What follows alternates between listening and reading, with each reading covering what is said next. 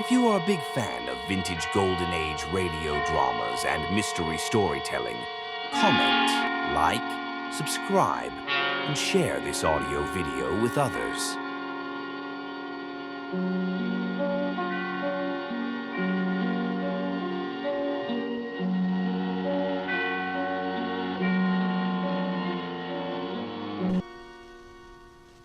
It can't happen to you. You read about stuff like that in the papers. Girls murdered and mutilated, drunks left dying in the gutter for the handful of change they had in their pockets, lonesome old men tortured because some hoodlum gets the idea they're misers with a pot of gold hidden under the floorboards of the shack. Sure, you know it's real, but it can't happen to you. Oh, you get your fair share of trouble. I've been a professional man here in Los Angeles for 30 years. I've met up with bums and grifters and petty sharpers. They're around in any business. But the viciousness, the real deep-down dirt, that's for somebody else. You do your work and go home to your family. And for a real bang-up evening to break the monotony, you take your wife out to a movie. That's what I did that Saturday night. We'd driven all the way in from the San Fernando Valley to Beverly Hills for a picture Ellie especially wanted to see. Wasn't that a good movie, Joe? Uh-huh. Just the kind I like. Songs and dancing and girls in pretty clothes. Oh, I get so tired of cops and robbers. What's wrong with cops and robbers? Oh, you know what I mean. Murder movies.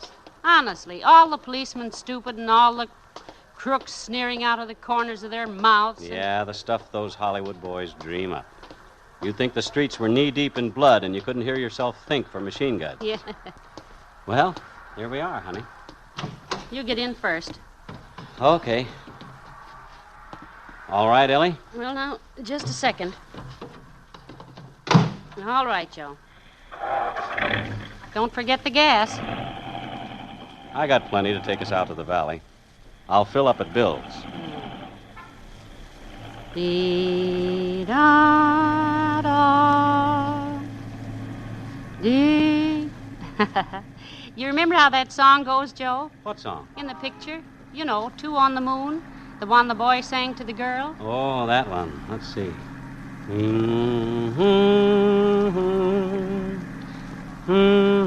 Heck, I don't know. Oh, well. We'll be hearing it again on the radio. How about turning it on? The radio? Yeah. Sure. Set her around 1100. We ought to get some news in a few minutes. I'd like to hear whether they caught that fellow. That awful mass murderer? Uh-huh. They spotted him in L.A. this afternoon, but he got away. I know. You told us at supper. It makes you shiver. Don't worry. He won't get away with it.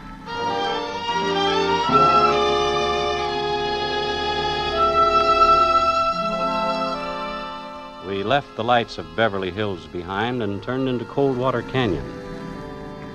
It's as quick a way as any to get us across the Hollywood Hills to the valley.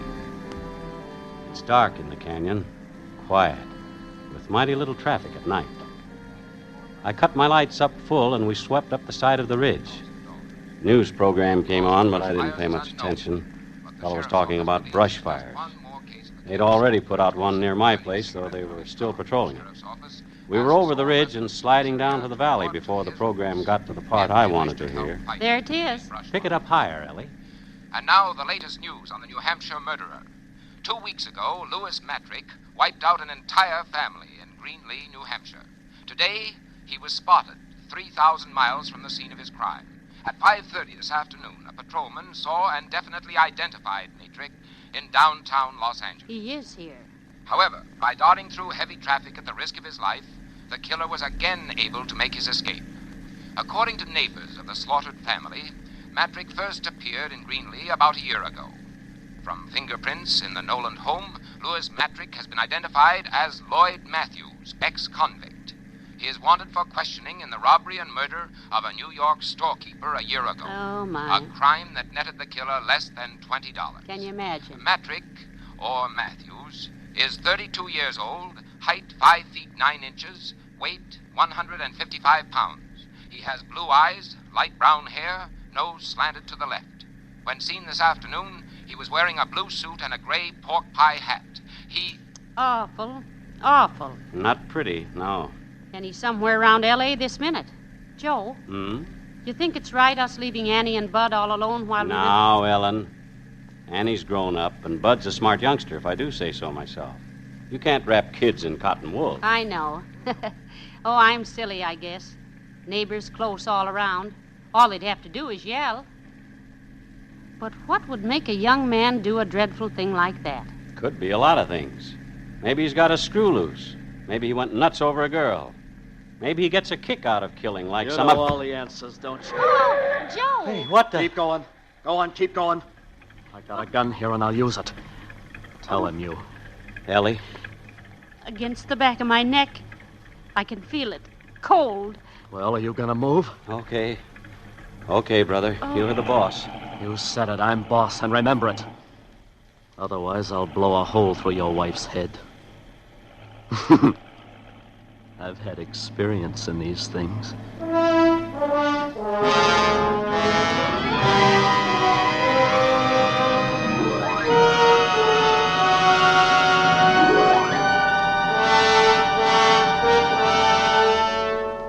For Suspense, Autolite is bringing you Fibber McGee and Molly in radio's outstanding theater of thrills, Suspense.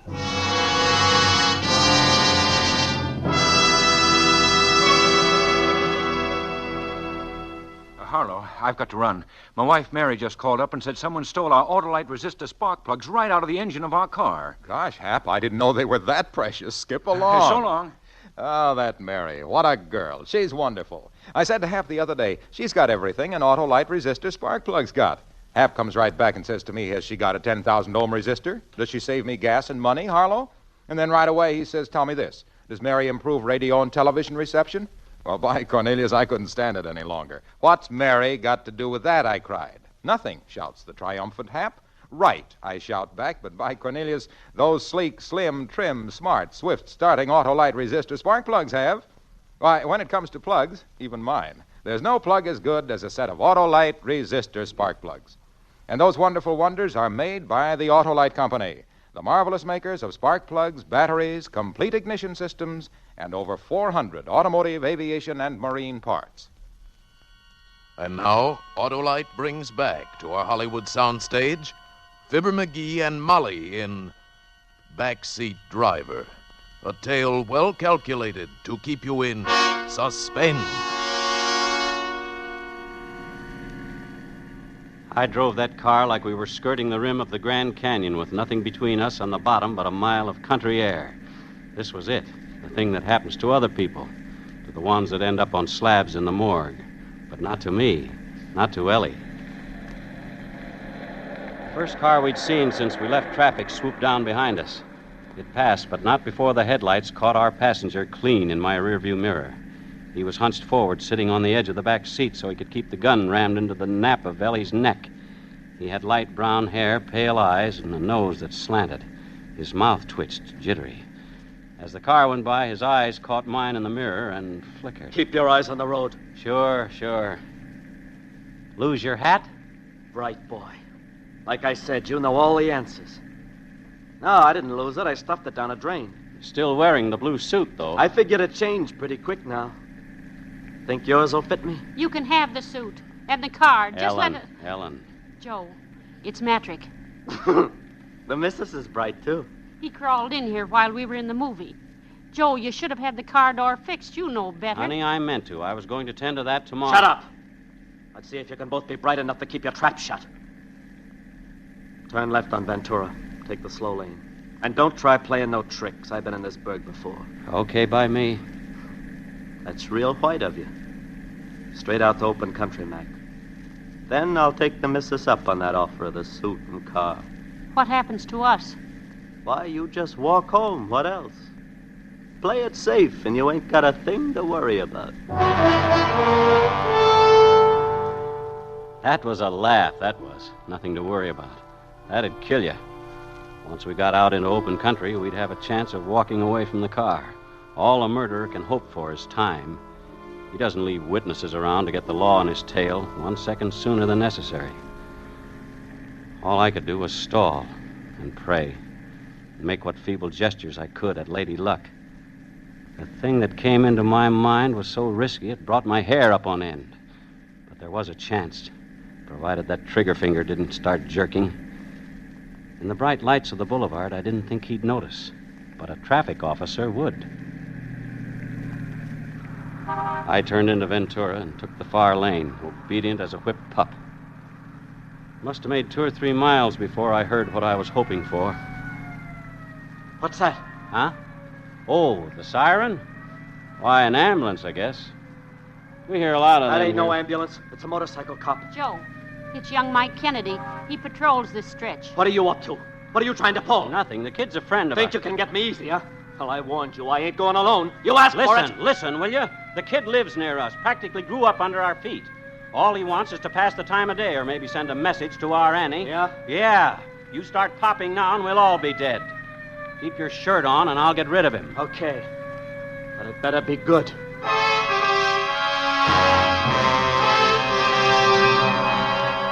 I pulled to the curb and Mike came up alongside. He sat balancing the bike between his knees, and the grin on his face was a mile wide. It had worked. At least we were still alive, and Mike wasn't 2 feet away. But where did we go from here? I had to think, but my brain was wet wool. My tongue stuck to the roof of my mouth. Well, what do you know if it isn't Uncle Joe? Something funny, kid? After all the times you've read us the riot act about observing the letter of the law. Oh, brother, wait till I tell Annie. Mike Kennedy, what's the matter with you? I didn't notice anything wrong. Hi, Aunt Ellie. Nothing much the matter. Just Uncle Joe here proceeding sedately out the boulevard with his headlights up full. Headlights? By golly, that's right. I must have forgotten it, didn't I? You oughtn't to forget those things, Joe. Someday a big, bad cop might come along and haul you off to the state. Hey, is that Annie back there? No, it isn't. It's our new neighbor, Mike, Mr. Anderson. Oh, that right? Glad to meet you, sir. Hello? I didn't know there were any vacancies out our way. Well, there weren't until recently. Mr. Anderson has taken over the Charles place. The Charles place? Are you kidding? No. Looks like things got too much for old man Charles at last. He's clearing out for good. Kind of sudden, wasn't it? I guess so. Well, that's too bad. For old man Charles, I mean. Mighty nice for Mr. Anderson, though. Good places are hard to find these days. All right, Uncle Joe. I'll let you off this time. Give my love to Annie. Mike! Watch it. Yes, sir? Nothing. Just come see us soon, boy. Always glad to have you. Thanks. I'll be around my next night off. I got a date with Annie. So long.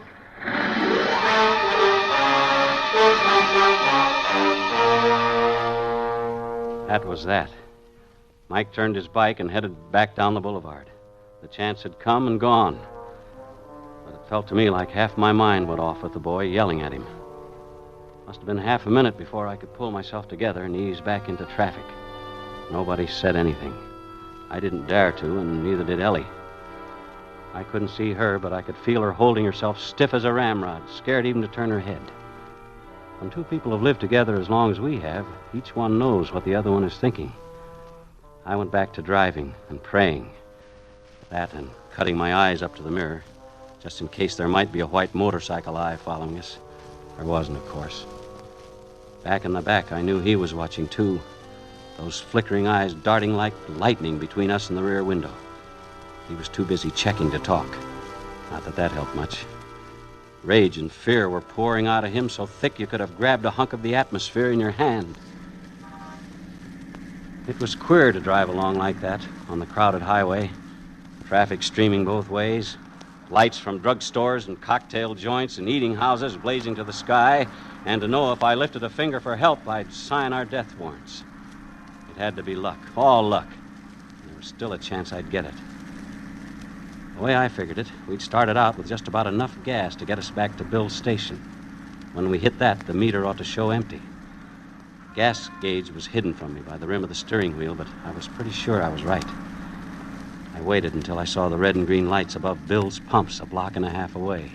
Then very slow and easy, I slumped over for a peek at the gauge. I leaned just too far. Shut up. Sure. What now? What were you looking at? I was just easing the crick out of my neck. Yes, you was. You was looking at the dash. Oh, so that's it. Fresh out of gas. Look, I just remembered. Don't give me that. You knew it all along. From now on, you keep your hands on the wheel, Mac, but leave me do the driving. Turn into that filling station. Get high-test gas and fill her up. Hi, Joe. Hi, Bill. Evening, Hello, Ellie. Bill. Oh, evening, sir. Up to the top? Yeah, Ethel. Ethel it is. Here you've been to the pictures, eh? Uh-huh. You people know everybody in the whole valley. We've lived here 30 years, from back when this was just farmland. Of course, we know lots of people. I don't like it.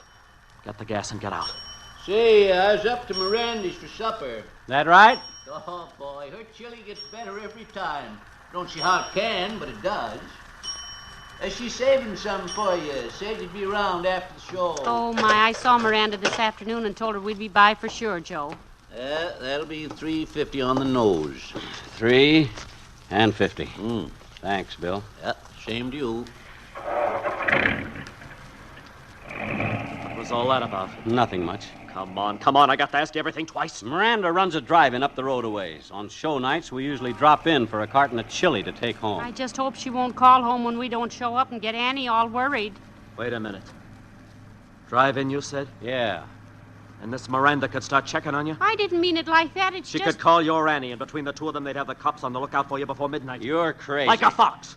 I ain't kept ahead of the buttons all this time by taking chances. We'll just pick up that chili, Mac. You want to go to Miranda's? Why not? Leave Annie get a beauty sleep. I can cover a lot of ground before tomorrow morning. I ain't eaten so good lately, I could use the food, too. And with you and the missus to front for me, what's to worry about? He was right about that. I went back to driving and praying. Miranda's place is one of those goldfish bowls, mostly glass with light pouring out across the space marked for outside service. She saw us pulling up, grabbed a quart carton off the back shelf, and hustled to the door. Here you are, Ellie. I was just saying to Betsy. Better fix up that chili, Betsy. It's about time Ellie and Joe was showing up, figuring the distance from Beverly Hills. Thank you, Miranda. Who's that in the back seat? I don't seem to recollect your face, young man, though anybody'll tell you I never forget a face. Well, this is Mr. Anderson, Miranda. He just came out here from the east. Oh, is that a fact? Say, Joe, you planning to go straight up Ventura home? Sure, why? Oh, don't you do it. Go the back way, even if it does take longer. Of course, the brush fire between here and your place is out, but there are still 50, 60 men patrolling it. What's that? Oh, but that ain't nothing to what's going on further out the valley. That new fire's clean out of control, licking up hundreds of acres. Well, they've been sending truckloads of firefighters past here all evening, and the road's blocked for miles, The road's they blocked. tell me.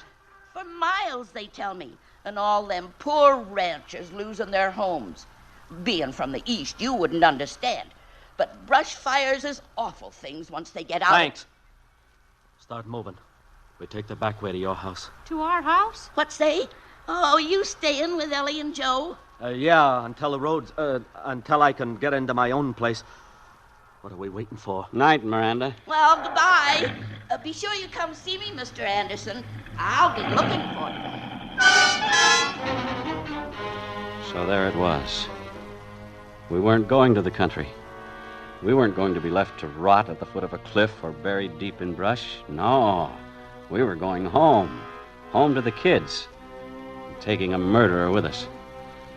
I still couldn't see Ellie, but I could feel her tensing up, tight as a pulled drawstring. Mr. Matrick, you didn't mean what you said, did you, about coming home with us? You know a better place I can hide out till the road's open? But it wouldn't be safe. We've got neighbors close all around. If somebody sees you... Nobody'll see me. Nobody better.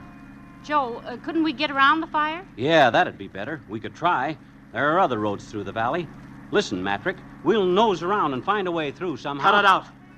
You heard the old biddy. Hundreds of acres burning. Firefighters, cops. Get off the highway. We're going home. No, I won't have it. Joe, you stop the car right here. Shut up. You heard me, Joe. I won't have him in my house, not with Annie and Bud. I said shut up! For Lord's sake, Ellie. It doesn't matter about us, but the kids, I won't let him... One word out of you! Joe, stop! Ellen, hush. Oh, Joe. Don't say another thing. I'm sorry, honey, but Matrick's the boss. You gotta do like he says. That's telling her. Sure, do like I say, and everything will be rosy. You got no call to worry about the kids. I like kids. As long as nobody gives me the brush off. We'll wake them up soon as we get home, and you and this Annie can fix up a chilly supper for us. We'll have us a picnic. And then, as soon as the fire's out, we'll all take a trip to the country. Another picnic, huh?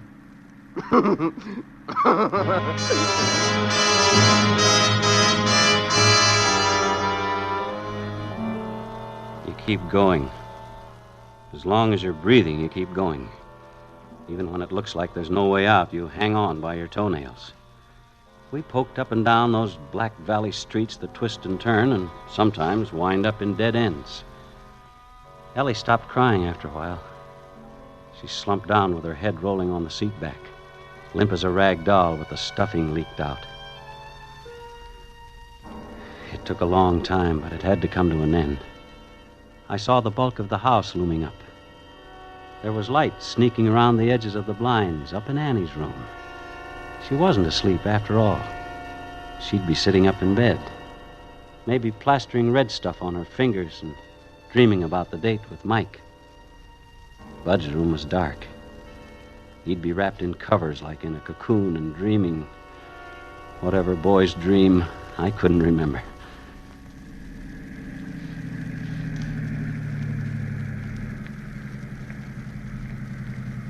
I pulled up to the concrete walk I'd poured with my own hands before there was any Annie or Bud, and I cut the lights. In a second or two, my eyes got used to the dark. I could make out the high hedge Ellie planted around the place and the roof rising up beyond it. Out, missus. Face the house.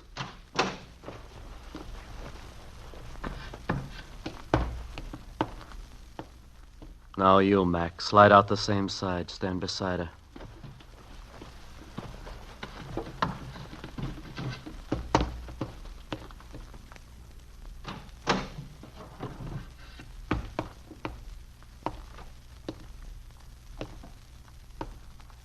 Walk to the door. Slow and no funny business. I'm right behind you.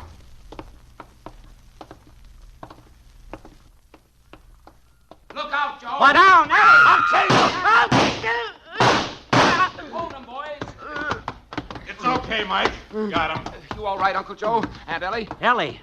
Ellie, honey, you all right? All right, indeed. Smacked flat on my face on a concrete walk and you falling on me. Nothing wrong with her. That's my girl. Oh, well, don't you stand there. Help me up. Here you are. Oh, I've got to get in the house before the kids come busting out here. I won't have them mixed up in this. Well, how's he doing, boys? Got him through the gun hand on the right shoulder. See? A lucky shot, copper. If you weren't lucky, you'd all be cold meat now. Maybe. Matrick, isn't it, Uncle Joe? That's him. Miranda described him to you, eh? The old girl didn't miss a trick. She even knew you were taking the back way home. You left a clear trail, Uncle Joe. Slick work. I had to get him out of the car before the fireworks started. Ellie didn't stand a chance. She helped, though. Ellie catches on quick. I'll bet. A mean guy like Matrick. Make him think you don't want to do something, and he'll break his neck doing it. I let on I was trying to run out of gas. That got us to Bill's. Then we both made out there was no sense going to Miranda's, so we got bullied into going to Miranda's. It was 1,000 to 1 she'd run off at the mouth about the brush fires and scare him into hiding out. After that, all Ellie had to do was turn on the hysterics. He was dead set on coming here. Bright boy, like I said. Bright enough. You did all right, too, Mike. I was watching the rearview mirror all the time you were tailing us, but you never showed. You knew I was there, though. When one officer starts double-talking another officer, he wants to know why. Officer, double talk. You never said a thing to him except that I'd bought some place out here. Yeah, the Charles place. Poor old man Charles. In a tough spot and moving out for good. Well, what's wrong with that? Matrick, didn't anybody ever tell you it wasn't smart to take up with strangers? Maybe I'd better introduce myself. The name's Charles. Joe Charles. Detective, homicide. Tonight I was off duty and was just taking my wife to a movie.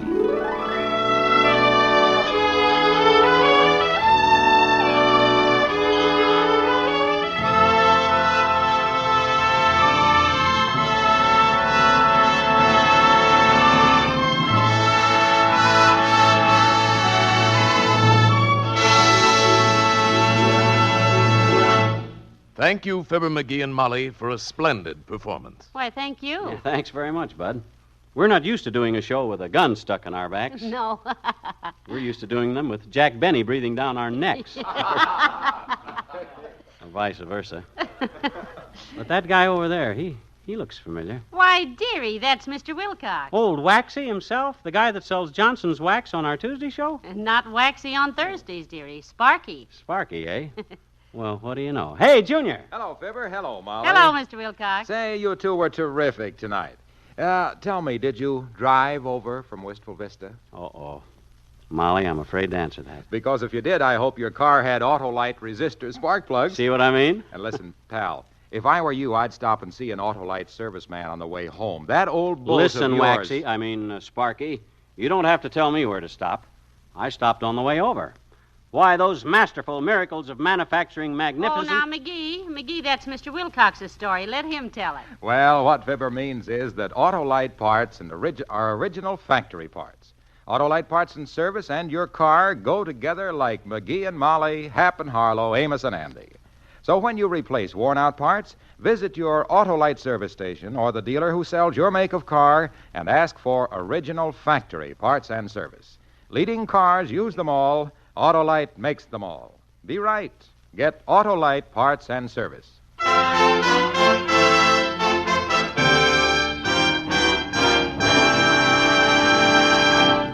Just a minute, Fibber and Molly. Don't go away. Oh, that's right. You want us to say that word. If you please. Oh, yes. Well, go ahead, McGee. No, you say it, Molly. Well, why don't we both say it then? Okay. Well, I know you're going to want to hear radio's outstanding theater of thrills next week because Charles Lawton is going to be on the program. Yes, and in a famous story by John Collier called De Mortuis. And it's another gripping study in... suspense. Tonight's suspense play was by Sally Thorson, with music composed by Lucien Morawek and conducted by Lud Gluskin. The entire production was under the direction of Anton M. Leader. In the coming weeks, Suspense will present such stars as James Mason, Jane Wyman, and many others. Make it a point to listen each Thursday to Suspense, radio's outstanding theater of thrills. And next Thursday, same time, hear Charles Lawton in De Mortuis.